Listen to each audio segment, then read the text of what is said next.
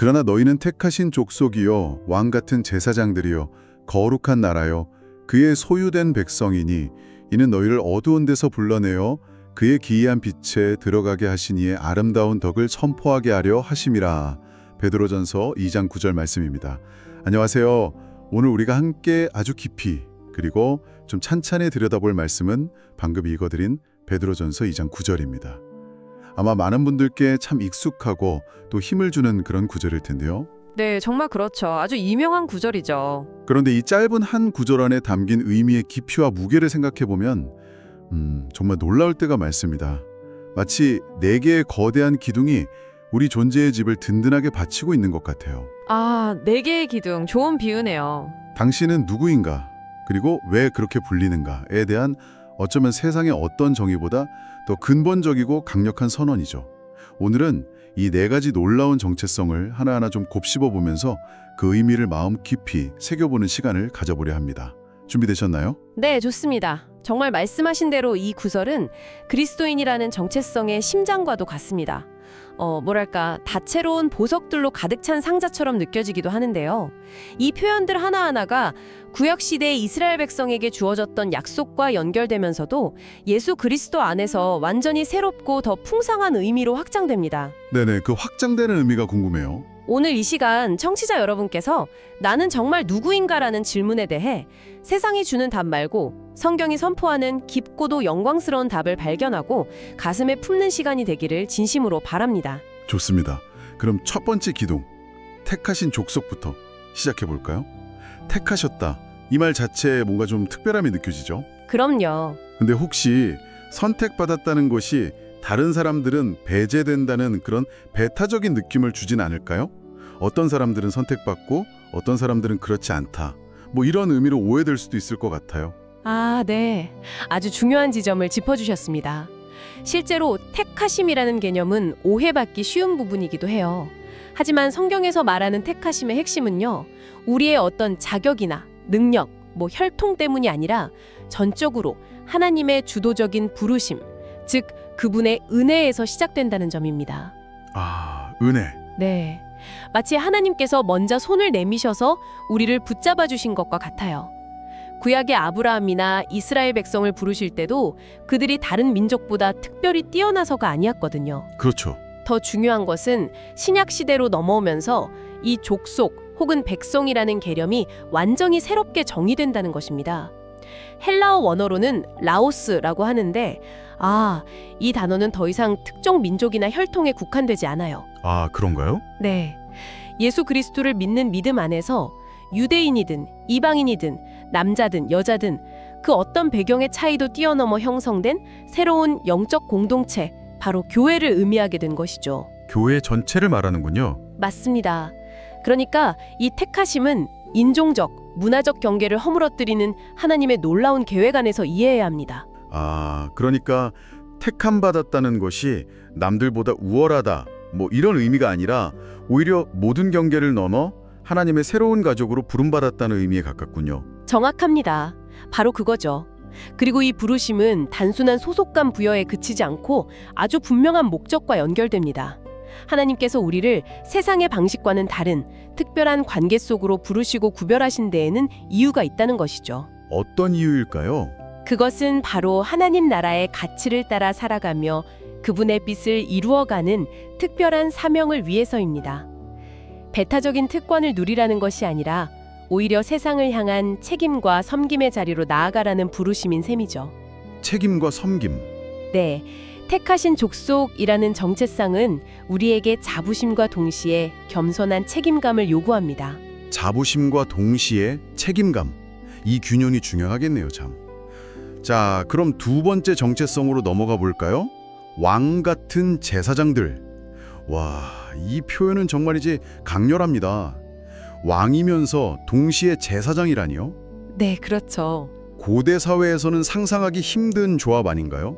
왕은 통치하고 다스리는 존재이고 제사장은 신과 백성 사이를 중재하는 역할인데 어떻게 한 사람이 이 두 가지 정체성을 동시에 가질 수 있을까요? 구약 성경을 보면 하나님께서 이스라엘 백성 전체를 향해 제사장 나라가 될 것이라고 말씀하신 부분이 떠오르기도 하는데요. 네, 맞아요. 칠해굽기 말씀이죠. 이 왕 같은 제사장이라는 표현에는 어떤 깊은 의미가 숨어 있을까요? 네, 이 왕 같은 제사장들이라는 표현은 정말 놀랍고도 혁명적인 선언입니다. 말씀하신 것처럼 고대 세계관에서는 쉽게 양립하기 어려운 두 역할이죠. 이 표현을 제대로 이해하려면 두 부분으로 나누어 생각해 볼 필요가 있습니다. 먼저 제사장의 역할입니다. 네, 구약시대의 제사장은 어떤 존재였을까요? 그들은 거룩하신 하나님과 죄 많은 백성 사이의 다리, 즉 중재자였습니다. 백성들을 대신해 제사를 드림으로써 죄사함의 길을 열었고 하나님의 뜻을 백성에게 전달하며 백성들의 기도를 하나님께 올려드리는 통로 역할을 했죠. 중재자 역할. 네. 더 나아가 이스라엘 민족 전체는 단순히 자신들만을 위한 존재가 아니라 세상 모든 민족을 하나님께로 인도하는 제사장 나라가 되도록 부름을 받았습니다. 이제 놀라운 소식은요. 예수 그리스도께서 십자가에서 단번에 영원한 속죄 제사를 들으심으로 말미암아 그분을 믿는 모든 사람은 이제 더 이상 동물의 피로 드리는 제사나 인간 중재자가 필요 없게 되었다는 것입니다. 우리 각자가 그리스도의 이름을 힘입어 담대하게 하나님 아버지께 직접 나아갈 수 있게 된 것이죠. 이것이 바로 제사장 직분의 핵심입니다. 직접 나아갈 수 있다. 그렇죠. 우리는 하나님께 나아가 그분과 교제하고 우리의 삶 자체를 통해 감사의 찬양과 선한 행실이라는 영적인 제사를 드리며 살아갑니다. 그리고 여기서 멈추지 않고요. 아직 하나님을 알지 못하는 세상 사람들에게 하나님의 사랑과 용서, 진리를 전하며 그들을 하나님께로 인도하는 다리 역할, 즉 중재자의 사명을 감당해야 합니다. 모든 믿는 이들이 각자의 삶의 현장에서 하나님을 섬기는 거룩한 제사장으로 부름을 받은 것입니다. 모든 믿는 사람이 제사장이라 와 정말 가슴 뛰는 선언입니다. 목회자나 선교사 같은 특별한 사람들만이 아니라 평범한 우리 모두가 하나님 앞에 직접 나아가고 또 세상을 향한 제사장 역할을 감당해야 한다는 말씀이시군요. 바로 그겁니다. 루터가 말한 만인 제사장설이 바로 이 원리죠. 그렇다면 여기에 왕 같은이라는 수식어는 어떤 의미를 더하는 걸까요? 우리가 실제로 세상을 통치하는 왕이라는 뜻은 아닐 텐데요. 맞습니다. 당연히 그런 뜻은 아니죠. 여기서 왕 같은 이라는 표현은 우리가 세상적인 권력이나 지위를 가진 왕이라는 의미는 아닙니다.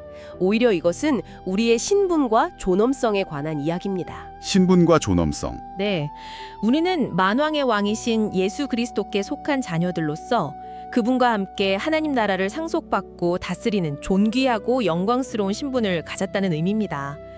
과거에는 죄와 죽음의 권세 아래 노예처럼 살았지만 이제는 그리스도 안에서 그 모든 어둠의 권세를 이기고 승리한 자로서 하나님의 자녀답게 당당하고 위엄 있게 살아갈 수 있게 되었다는 것이죠.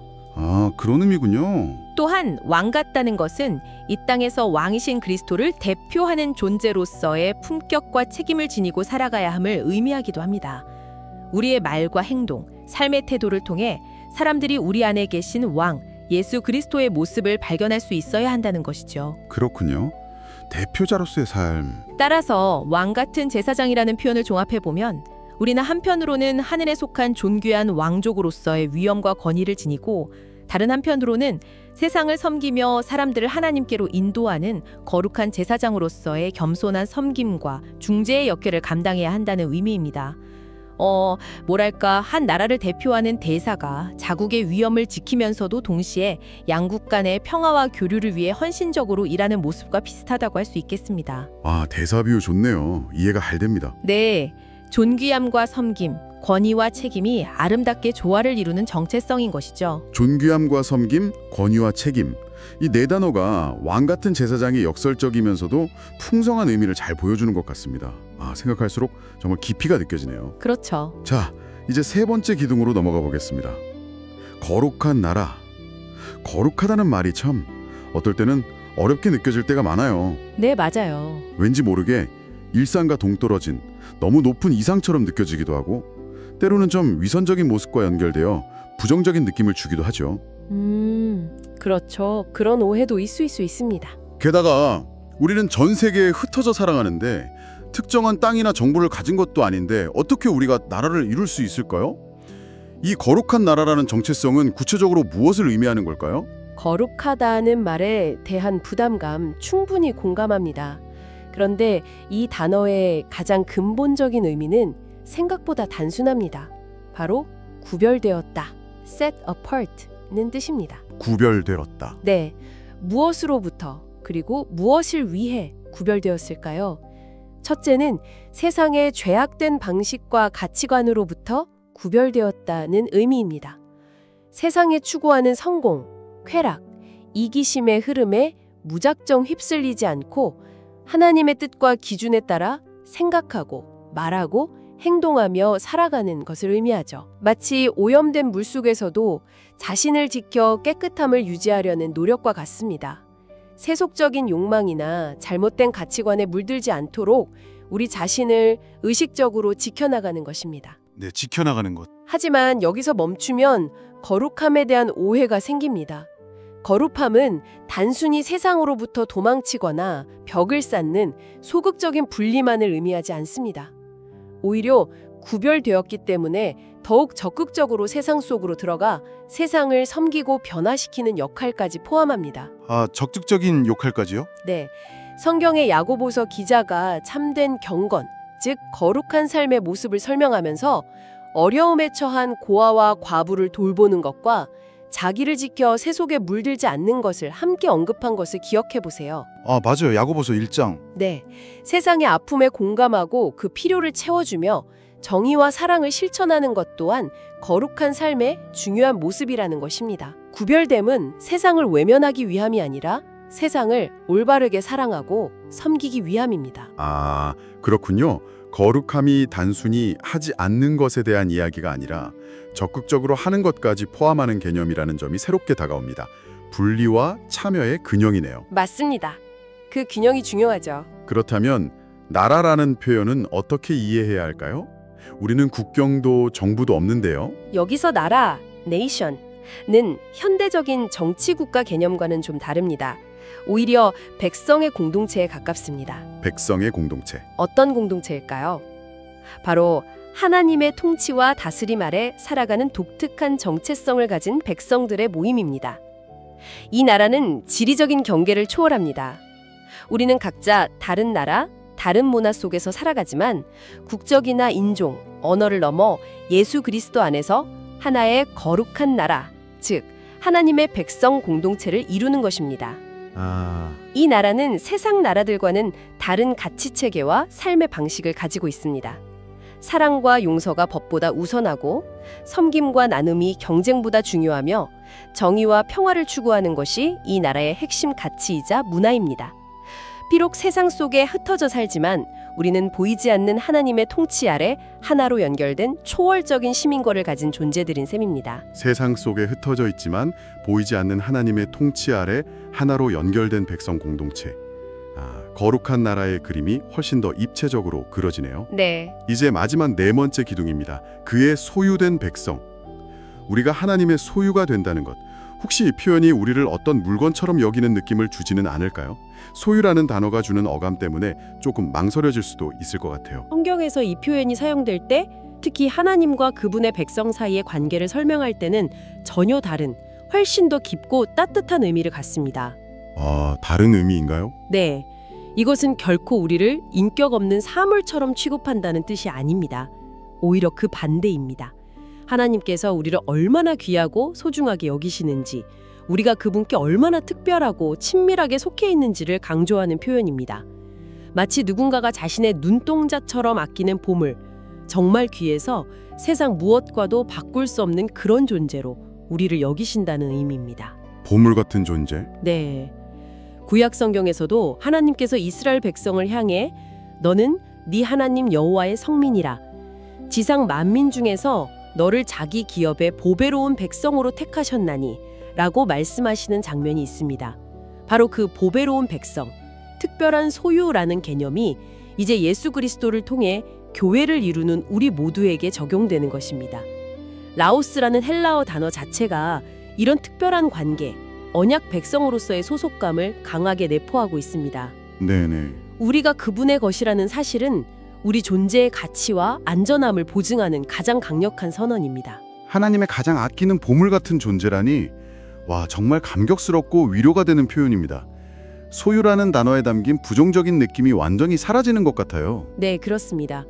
그리고 우리가 하나님의 소유된 백성이라는 사실은 우리 삶의 방향과 목적에도 아주 중요한 의미를 던져줍니다.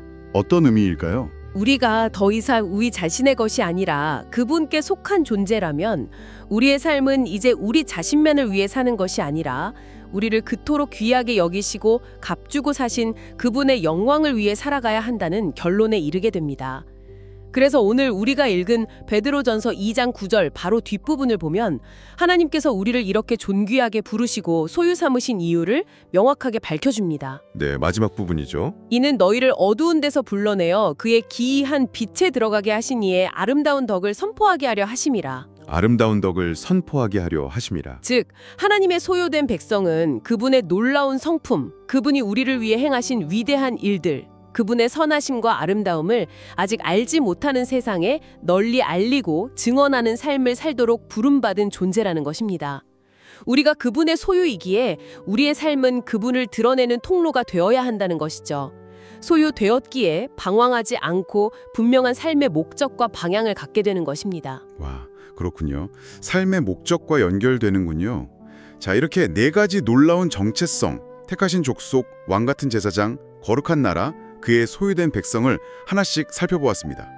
들어보니 이 네 가지는 단순히 우리에게 주어진 멋진 이름표나 칭찬 목록이 아니라는 생각이 듭니다. 네, 맞아요. 오히려 이것들은 서로 뗄 수 없이 연결되어서 그리스도 안에서 우리가 누구인지를 입체적으로 보여주는 살아 숨쉬는 정체성 그 자체인 것 같습니다. 아, 정확히 보셨습니다. 이것이 바로 지금 이 순간 당신이 누구인지를 말해주고 있는 것이죠. 맞습니다. 이 네 가지 정체성은 마치 아름다운 보석 목걸이를 이루는 각각의 구슬처럼 서로 긴밀하게 연결되어 하나의 온전한 그림을 만들어냅니다. 하나님의 주권적인 은혜로 당신을 먼저 택하셨기 때문에 당신은 그리스도 안에서 존귀한 왕 같은 제사장이 될 수 있었고 세상과는 구별된 거룩한 나라의 시민이 되었으며 그분의 가장 소중한 소유된 백성이 된 것입니다. 순서대로 연결되는군요. 네, 이 모든 것은 우리가 노력해서 얻어낸 자격증 같은 것이 아니라 오직 예수 그리스도를 통해 우리에게 거저 주어진 선물입니다. 선물. 네, 이 정체성을 아는 것이 왜 중요할까요?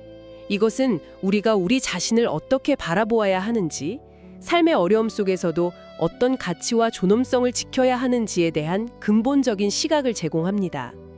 또한 하나님과 어떤 관계를 맺어야 하는지, 교회 공동체 안에서 다른 믿음의 형제자매들과는 어떻게 서로를 대해야 하는지, 더 나아가 우리가 살고 있는 이 세상을 어떤 마음으로 대하고 어떻게 살아가야 하는지에 대한 분명한 방향과 기준을 제시해 줍니다. 네네. 삶의 모든 영역이에요. 네, 이 정체성은 우리 삶의 모든 영역에 영향을 미치는 뿌리와 같습니다. 듣고 계신 청취자 여러분께서는 오늘 함께 나눈 이 네 가지 정체성 중에서 어떤 부분이 가장 마음에 깊이 와닿으셨나요? 나는 하나님의 특별한 선택을 받은 존재다. 나는 존귀함과 섬김의 사명을 동시에 가진 왕 같은 제사장이다. 나는 세상과는 다른 가치를 따르는 거룩한 나라의 시민이다. 나는 하나님의 가장 소중한 보물, 그분의 소유된 백성이다. 이 놀라운 선언들을 내 것으로 받아들이고 깊이 묵상할 때 우리의 일상생활, 사람들과의 관계, 삶의 의미와 목적을 발견하는 방식에 어떤 변화가 일어날 수 있을까요? 뿐입니다. 이 놀라운 정체성은 우리를 우쭐하게 만들거나 다른 사람들을 판단하게 만드는 것이 아니라 오히려 겸손하게 우리 자신을 돌아보고 세상 속에서 더욱 담대하게 하나님의 사랑과 진리를 증언하는 삶으로 우리를 이끌어줍니다. 교회 공동체가 단순히 우리끼리 위로받고 격려하는 모임에 머무는 것이 아니라 세상의 빛과 소금으로서 하나님의 정의와 평화, 사랑을 실천하며 공적인 책임을 다하는 공동체로 서도록 도전합니다. 공적인 책임. 네, 이 정체성을 머리로 아는 것을 넘어 가슴으로 느끼고 삶으로 살아내는 것, 그것이 우리 앞에 놓인 아름다운 여정일 것입니다. 네, 맞습니다. 오늘 우리는 베드로전서 2장 9절이라는 단 한 구절에 담긴 정말 이제 풍성하고 심오한 의미들을 함께 탐험하며 우리의 정체성을 다시 한번 확인하는 시간을 가졌습니다. 이 깊은 성찰의 여정에 끝까지 함께해 주셔서 진심으로 감사합니다. 저도 즐거웠습니다. 마지막으로 한 가지 질문을 던지며 마무리하고 싶습니다. 네, 어떤 질문일까요? 이토록 놀라운 왕 같은 제사장, 거룩한 나라, 하나님의 소유된 백성이라는 정체성을 가지고 살아간다는 것은 결국 이 세상 속에서 하나님 나라 백성만이 보여줄 수 있는 구별된 다름을 드러내며 사는 삶을 의미할 것입니다. 그렇다면 청취자 여러분, 당신의 삶이, 당신이 속한 공동체가 구체적으로 어떻게 이 왕 같은 제사장의 존귀함과 섬김을, 거룩한 나라의 구별됨과 사랑을 세상에 보여줄 수 있을까요? 어쩌면 세상은 그 증거를 당신을 통해 나타날 하나님의 아름다운 모습을 간절히 기다리고 있을지도 모릅니다. 정말 깊은 울림을 주는 질문이네요. 오늘 여정은 여기까지입니다. 당신의 남은 하루가 그리고 앞으로의 모든 날들이 오늘 나눈 말씀이 주는 깊은 의미와 흔들리지 않는 정체성에 대한 확신, 그리고 거기서 흘러나오는 참된 자유와 평안으로 가득 채워지기를 진심으로 바랍니다. 다음 시간에 더욱 의미 있는 내용으로 다시 찾아뵙겠습니다. 안녕히 계십시오. 감사합니다. 안녕히 계십시오.